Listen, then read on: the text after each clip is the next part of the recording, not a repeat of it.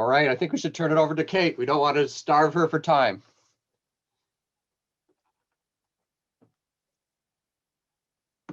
Great. Well, thank you so much for having me. And thank you to Sadatu and Cindy and Ian for the terrific presentations. I'm going to focus on how the PRO Act would change law, and in particular, how it would respond to some of the problems that Sadatu highlighted.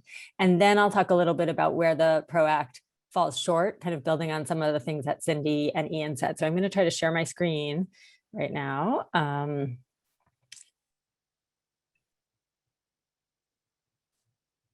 I have now lost you guys. There we go. Is that working? Yep, that works. Okay, so you know, as Cindy just said, the basic premise of our current labor law and our current employment system is that when workers enter the workplace, they really lose kind of the rights that we otherwise have in the democracy, right? They enter kind of what is an authoritarian regime. And although the National Labor Relations Act, which was passed in the 1930s, does a lot to change that, it also falls short in really important ways that Sadatu's description of the Amazon campaign was highlighting. So I want to first focus on how the PRO Act would improve the current law. Okay, so one thing that it would do that is quite important is it would change who is an employee, who gets the right to bargain in the first place, who gets protected by the NLRA in the first place. One important reform is that it would make it harder for employers to misclassify workers as independent contractors. So in the last 20, 30 years, there's been a real shift away from a traditional employer-employee relationship to employers relying more and more on workers that they classify as independent contractors. And we see this in particular with Uber and Lyft, but those are not the only companies. And when a worker is classified as an independent contractor, they no longer have rights under the NLRA. So the PRO Act would change the law to make it much clearer that a worker can only be classified as an independent contractor if he works in a way that is completely free from the control and direction of the firm, works outside the usual course of business of the firm, and is engaged in his own or her own independent trade. So think of like a plumber, right, who works at a Walmart. That's not the business of Walmart, but an Uber driver is certainly in the business of Uber's work. And so it would make it significantly harder to take whole groups of workers and deprive them of rights to organize and bargain. Second, it would make it harder to misclassify workers as supervisors. So this is another problem. Over time, employers have increasingly reclassified workers as supervisors, and supervisors are not entitled to rights under the Act. They can't bargain or form unions. And under public sector law, there are some differences, but under private sector law, they can't. And this has happened as a result, in large part, of both reforms to the Act as part of the Taft-Hartley Act that took away lots of rights of workers and unions, but also as a result of court interpretations. Over the years, the court has enabled employers to classify more and more workers as supervisors, and the PRO Act would make clear that workers must spend a majority of their work time on supervisory tasks, and that it doesn't count as a supervisory task if you're just kind of exercising professional responsibility or assigning work. So for example, nurses have increasingly been redefined as supervisors because they oversee the work of certified nursing assistants. But the PRO Act would make clear that that doesn't count. That doesn't deprive you of rights to organize. And third, really important, it would make it easier to find that two employers are joint employers. So I mentioned that that employers have increasingly relied on independent contractors. They've also, as Cindy highlighted, increasingly used subcontracting. So instead of performing all the work, hiring workers to perform work themselves, they instead hire a contractor or hires maybe another contractor who then hires workers. What that does is it shields that top company from liability, and also means that that top company isn't responsible for being at the bargaining table under the current law. And so what the PRO Act would do is clarify and actually codify something that the board under President Obama tried to do through regulation, that if an employer, if an apex firm exercises control or even reserves control or exercises indirect control over essential terms and conditions. Sorry, there's a typo in there on the PowerPoint, but exercises control over essential terms and conditions of workers, then they count as a joint employer. And that means they can be held responsible for violating the law, committing unfair labor practices, and they can be forced to be at the bargaining table. So a classic example of this would be McDonald's, right, which has a lot of franchises. And the idea is that this would require McDonald's to be at the bargaining table along with the franchises if those workers were to organize. Another example would be if Ford is exercising sufficient control over a part supplier, they would have to be at the bargaining table. They would be responsible for unfair labor practices as well. So another really important reform. So that's an important set of reforms that extends who gets covered by labor law and also to what extent employers are liable under labor law. A second set of reforms that the PRO Act would accomplish is to make it easier for workers to organize. And this really goes to the problems Sadatu was highlighting. For one, it would create quicker elections. Right now, the election period can stretch out for a really long time. It's gotten a little better over recent years, but still can stretch out over a really long time. And that allows employers more and more time to campaign against the union, to use coercive authority, to undermine support and also to have increased turnover in the workforce and so on. Second, it would enable workers through their union to presumptively define who has a community of interest, meaning to define who is the unit. So as Sadatu said, Amazon kind of threw in 3,000 workers into the unit. It would make that a lot harder because it would say that if workers are defining a reasonable unit of workers who really share a community of interest, that's going to be the default unit for purposes of the election. It would also prohibit employers from holding mandatory captive audience meetings. So saying to workers that you have to come to this meeting to listen to anti-union propaganda or you lose your job. Currently, they can do that. The PRO Act would change that. So it would prohibit that kind of forced speech that workers are forced to listen to. It would also give the NLRB greater power to issue bargaining orders. So when employers routinely violate the law really egregiously during an organizing campaign to the point where there's no way workers can win a union, it would enable the board to issue bargaining orders to just say, even without an election, you have to bargain, which currently is possible, but the courts have really narrowed that power. So the PRO Act would improve that. It would require employers to disclose the names and payments they make to outside third-party parties that engage in union busting. And it would also require posting of NLRA rights in workplaces, the same way, you might see in a bathroom that workers have the right, not to experience sex discrimination, or you must wash your hands, that kind of health and safety notices. It would require every work site to actually post that you have the right to organize. So those are changes it would make to the organizing process. Another thing that it would do is create stronger and swifter remedies and penalties. So a major problem with the existing labor law is that it is extremely easy for employers to violate the law because the costs of doing so are so minimal. So it is illegal for an employer to fire a worker for organizing a union. That's already prohibited.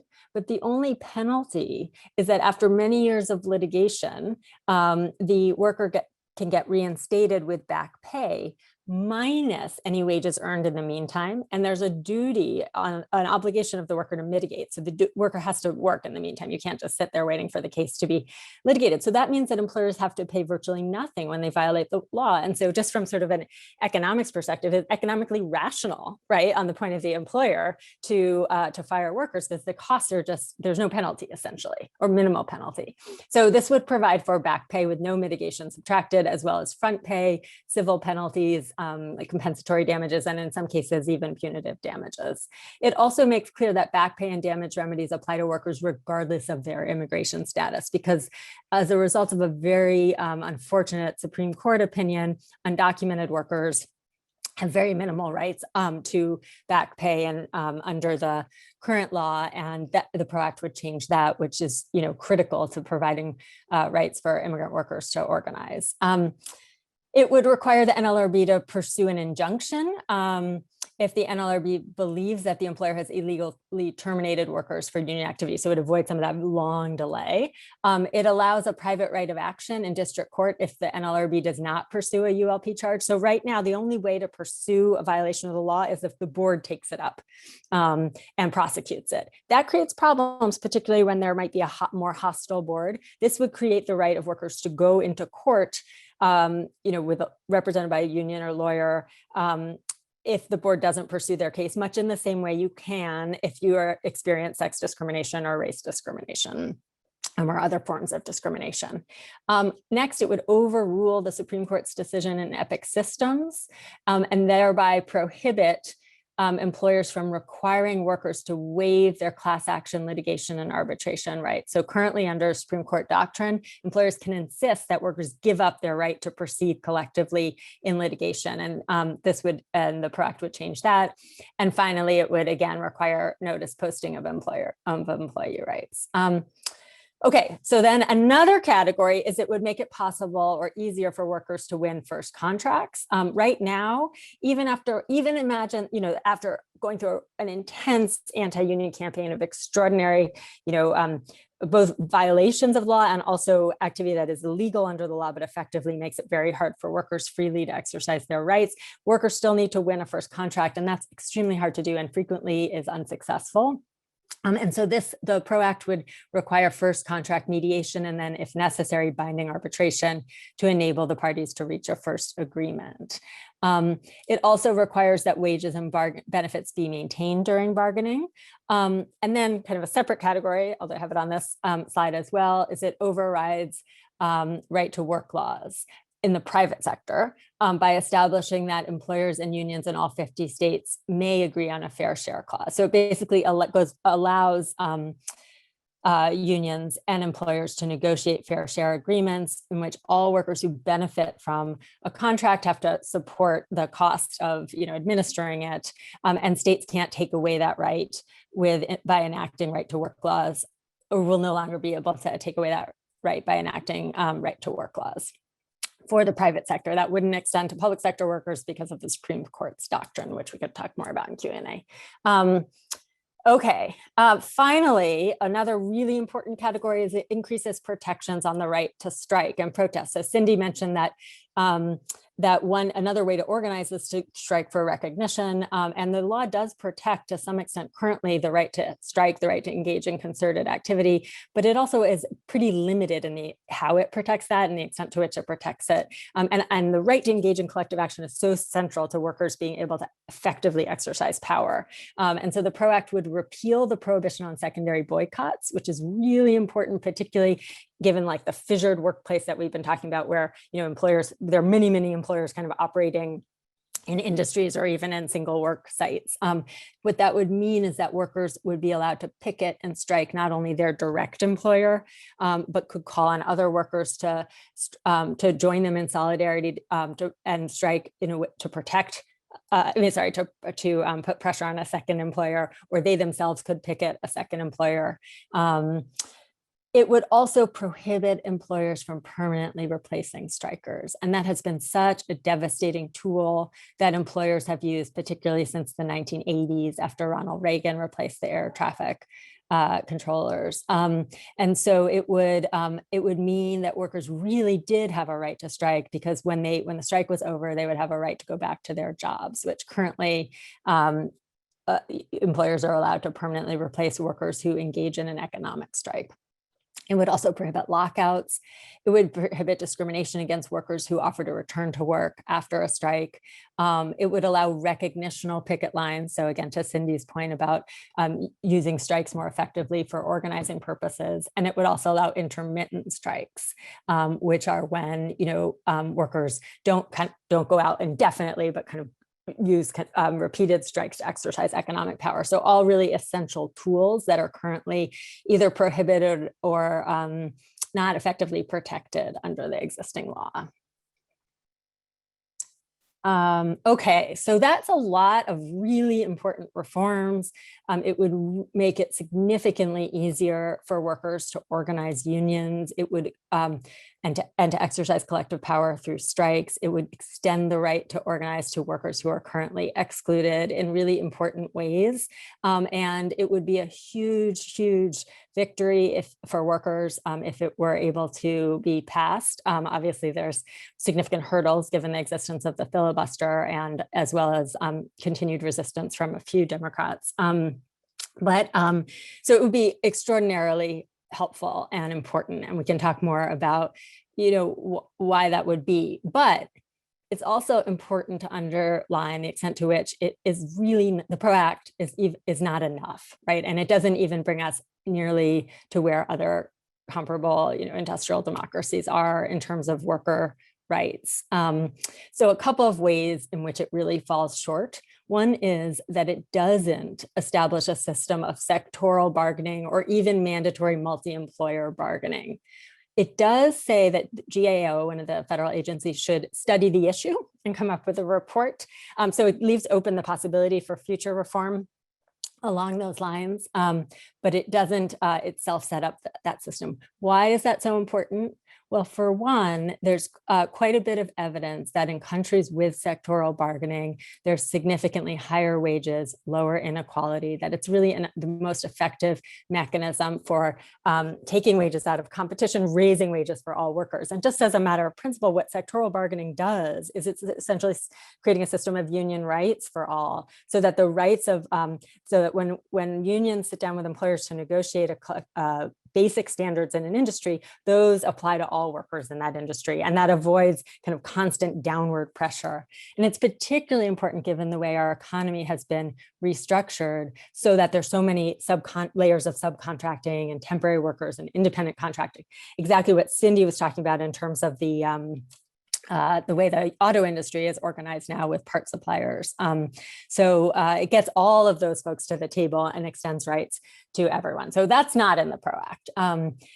A second thing that's not in the PRO Act is coverage for domestic workers and agricultural workers. We can talk more about this, but the history of exclusions there are fundamentally racist and stem from the deal that was cut with Southern Democrats in the 1930s to exclude Black workers from benefits of labor law.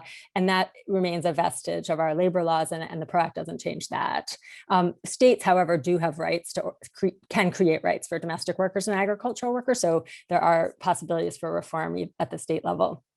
It doesn't create any kind of automatic voice at work, any kind of system of automatic unionism or even works councils or representation on corporate boards, or requiring employers to negotiate with minority unions, meaning unions that don't represent a majority of the workers, but still that are groups of workers who would like to organize or who would like to bargain with their employer.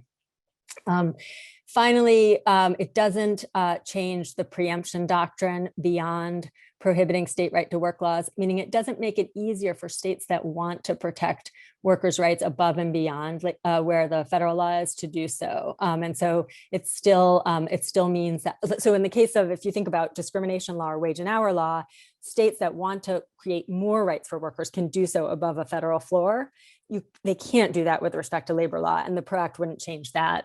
And then finally, just because Sadatu mentioned it, it also doesn't create rights of access for union organizers to enter employer property. Part of the reason for that, sadly, is that it appears the Supreme Court seems perhaps poised to hold that access rights are a violation of the Fifth Amendment, the property takings clause. There's constitutional hurdles with the current court to access laws. It also doesn't do anything like create just cause rights for all workers, or other things that are considered kind of basic in other countries. So I think I'll leave it there. I was gonna, yeah, you talked about that. So yeah, I'll just stop there. I imagine there's questions. I think there's one in the chat even. So thank you.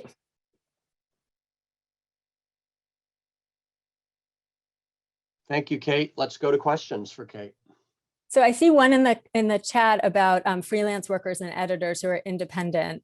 So one thing that's important to make clear here is that to the extent the NLRA would change the definition of employee, it would do so only with respect to the right to organize. The law in California, AB 5, which was then repealed through a ballot proposition, was changing kind of the definition of employee versus independent contractor for purposes of things like wages and benefits and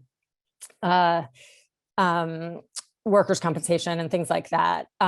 And the NLRA reforms, the PRO Act, wouldn't affect anything like that. So to the extent there are concerns among some freelancers about being reclassified as employees, for these purposes, it would only mean that they have the right to organize. So it really wouldn't raise some of the concerns that I think the question in the chat is suggesting. I think there's other explanations for why that concern of some freelancers isn't as much of a concern as in practice, but it's kind of a separate issue than the right to organize.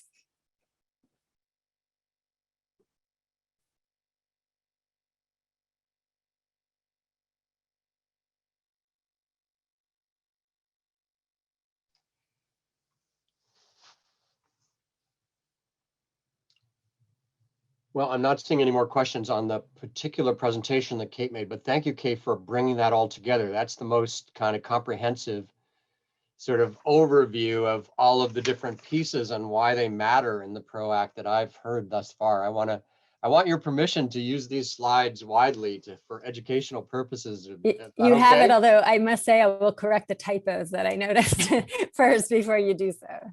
All right, thank you. Thank you, Kate.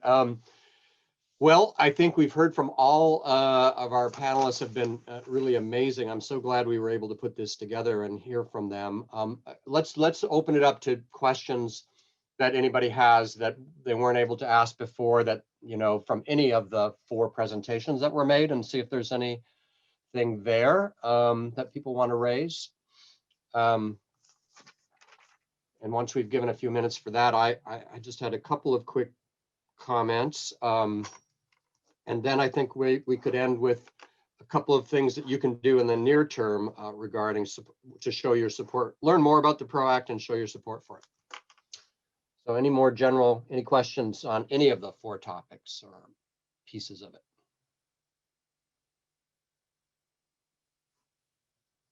Next steps for Amazon. Yeah, what are the next steps for Amazon, Sadatu? So we did file for appeal for all the ULPs you guys heard. I think this coming Friday, the 7th, supposed to be the hearing. So we're hoping for a re-election. And also the great thing is we are getting vaccinated, and all the volunteers from all the unions that help are also getting vaccinated. I think if there is still a momentum there, people still want the union, then yes, we will. I mean, for the first time, I just have to say this, for the first time for a very long time, let me say, since I've been part of the labor movement being in this country, I think for the first time we have demonstrated that we can work together to fight a company like Amazon. So getting the vaccine, hopefully the country opening fully 100%.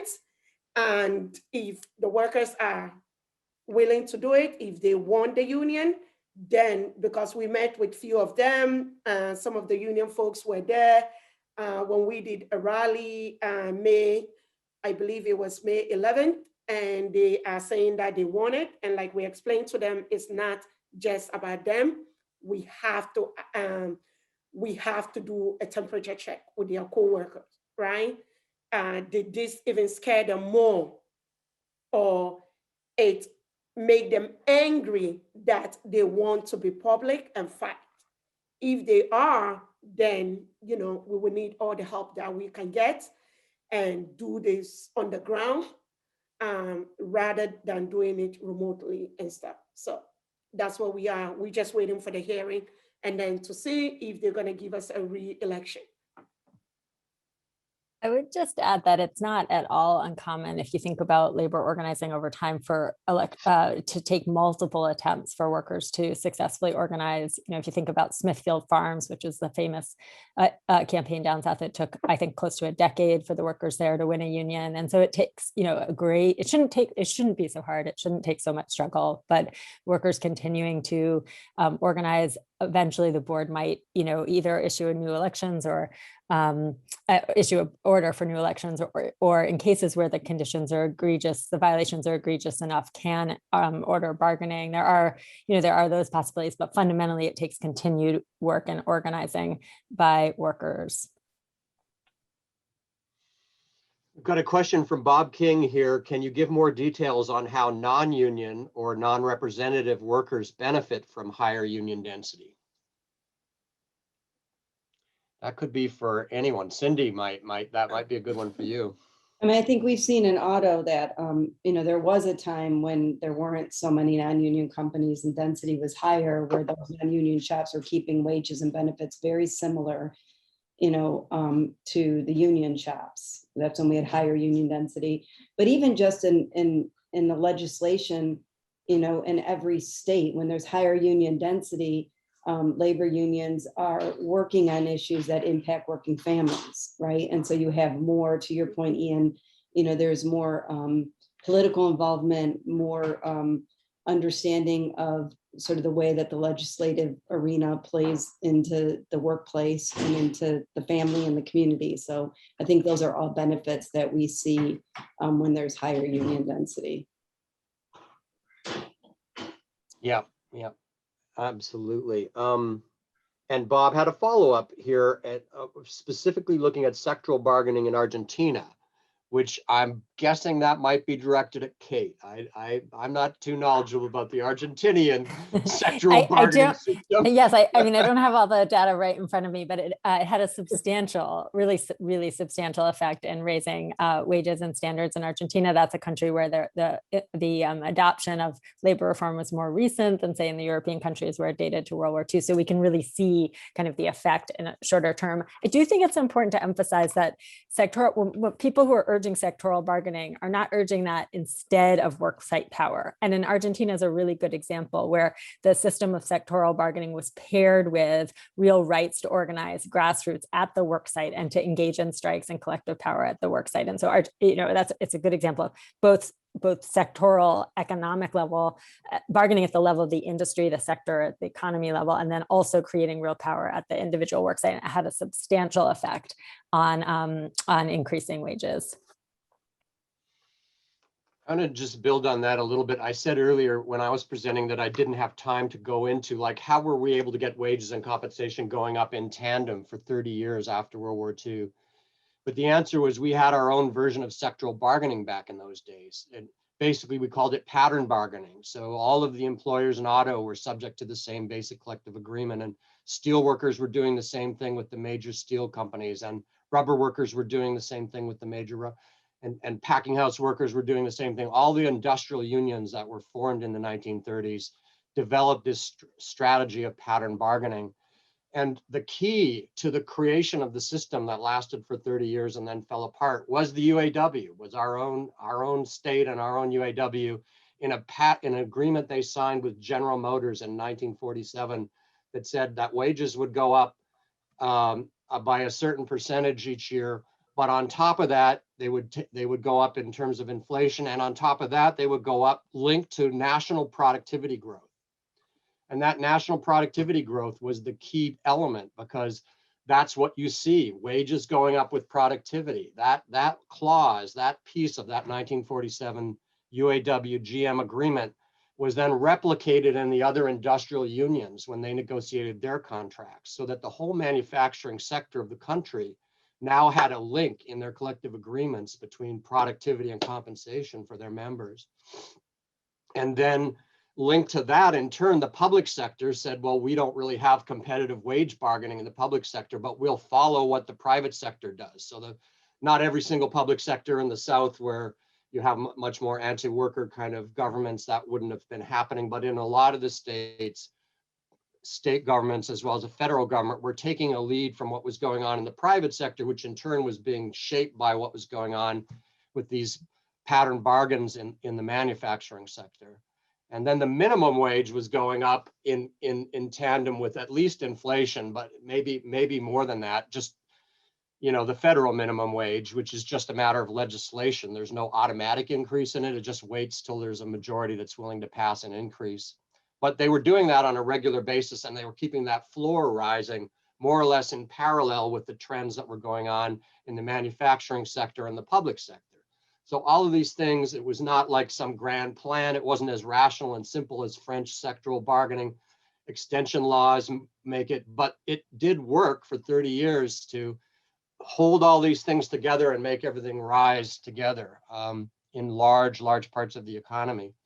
And then once the UAW, with the crisis of Chrysler and the increased competition from the imports from Japan and from Germany, began to lose its bargaining power, those provisions got cut out of its agreement. And meanwhile, in other manufacturing sector unions, pattern bargaining broke down there as well. And so the way we had sort of solved the problem of linking productivity to compensation in the United States in this kind of ad hoc way that depended upon certain key unions leading the way, with the UAW and the vanguard of all of them, basically stopped working because the UAW and the manufacturing sector was under such pressure from employers and also from international competition that it couldn't keep that going.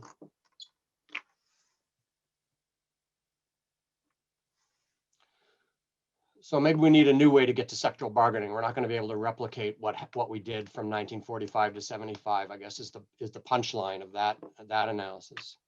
And there's lots of ways to do it. Like Kate has outlined some, and we could go into others. There's stuff, I don't know, Kate, if you have any recommendations for like, where do you find out more about this kind of stuff? I think you might've worked on that. Was it the Harvard? Yeah, why don't you talk a little about that? Great. So I would just add, in addition to all the sort of historical examples Ian gave, there's been more contemporary sectoral bargaining that's been really successful, like in the Justice for Janitors campaign and home care campaigns and so on. But there's a few recent studies that really kind of spell out these problems and how they could be reformed, including one that was run out of Harvard called the Clean Slate Project. And in a moment, I'll put the link in the chat. And that brought together union activists, worker center activists, academics,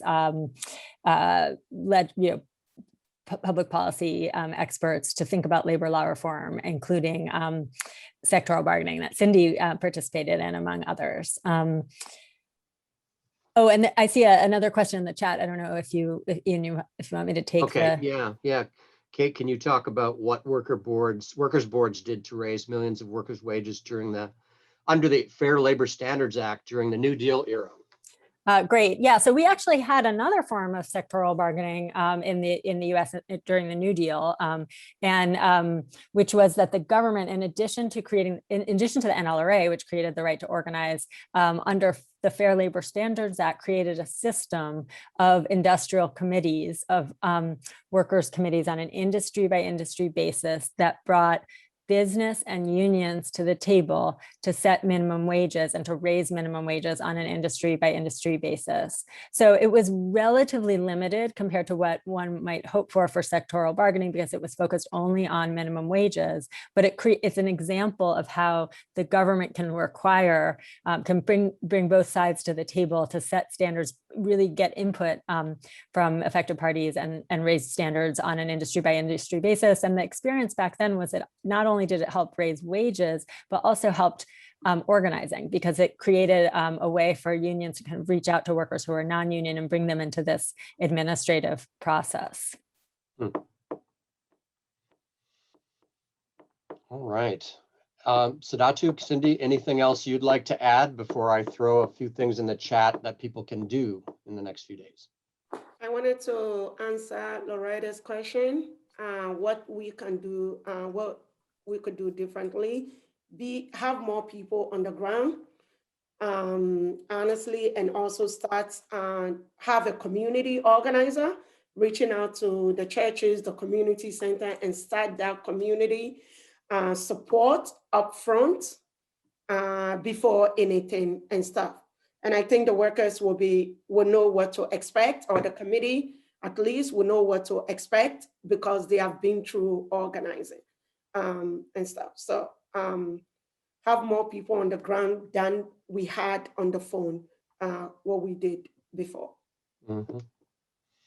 Thanks, Sadatu. Cindy? I just want to thank you for having me. And then if anyone's interested, we are still organizing Tesla, sort of not real public on it yet, but there's an interesting op-ed that's going to be in Fortune magazine today by a worker who was fired and just recently did get his full back pay. And it's a great article talking about the importance of workers during this transition, and the importance of both climate and making sure that workers are respected. So it comes out, hopefully it came out at 11:30, but I'd encourage everyone to check it out. Thanks, Cindy. Fortune magazine. Okay, here's some links. There's a Huron Valley Democratic Socialists of America event at West Park today at 2 to 4 p.m. That's going to be focused on the PRO Act. There's going to be a statewide DSA event that will have a number of speakers and others tonight at 7 p.m. The link is there. And finally, there's phone banking happening on Monday. We're going to organize a phone bank. I mean, it's already happening nationally, and I think people are phoning into targeted states, like I think Arizona in particular, for reasons that some of you will realize, is a special target because it's got 2 key senators, right? Both of whom are Democrats, but who are holdouts in terms of supporting the PRO Act. So we're trying to get us call in to workers in Arizona and get them to call their senators to show support within the state of Arizona for the PRO Act. So that would be what that phone bank is about, I think. Possibly a few calls to other places as well. So that is it. I really want to thank Loretta for suggesting that we might be able to do something on this topic on May 1st. I mean, the date worked out perfectly. And to the whole County Democratic Party, of course, for opening this space up for us to share with you what we're all passionate about. And that is that workers ought to be able to organize, and they ought to be able to do that without obstruction from government or from employers. And right now they face so much of that. We need to change that. And if we're able to change that, we will be a very, very different country. It'll take a while, but if all the workers in the United States who wanted to be organized were organized 60%, we would be a totally different country. And I hope to live to see that day. Absolutely. All right, I'll turn it back to Loretta. All right, Ian, thank you so much. Thank you all. We started this presentation and some folks didn't hear the statement from Chris, but the WCDP starts out our meetings with a statement. I'm just paraphrasing about how this country has taken are living on land that doesn't belong to us. Okay, and it just goes to the whole issue of the fact that the United States has a very bad past of treating people so badly. And the conversation the information that you guys shared about workers' rights and and rights to organize and the labor movement and what has happened over the years is just awful. And I applaud each one of you and this whole issue for bringing us to our panel and to our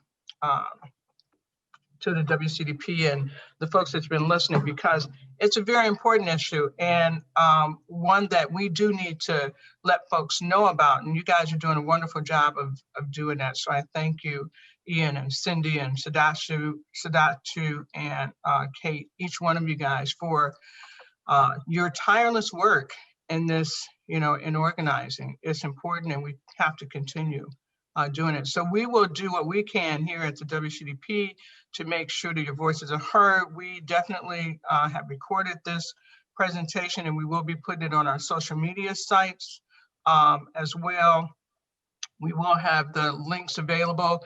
And Ian, I think I mentioned in the chat about being able to have the slides, if that's okay with you and Kate, for us to be able to provide the slides to folks who have asked if they can have copies of the slides, if that's okay with you guys. We'll provide those slides. But yeah, thank you so much for taking the time. And I want to thank the audience too for taking the time to be here and to listen to this important topic that doesn't stop here. Not at all. We're going to continue and we're going to fight. We're going to win. We're going to make sure that people get involved, and I know I will be involved, and we definitely will make this happen. So next time when we come back, when you guys come back, we'll have some great news to tell folks about how we, together has made a difference in this matter and workers' right to organize. So thank you guys.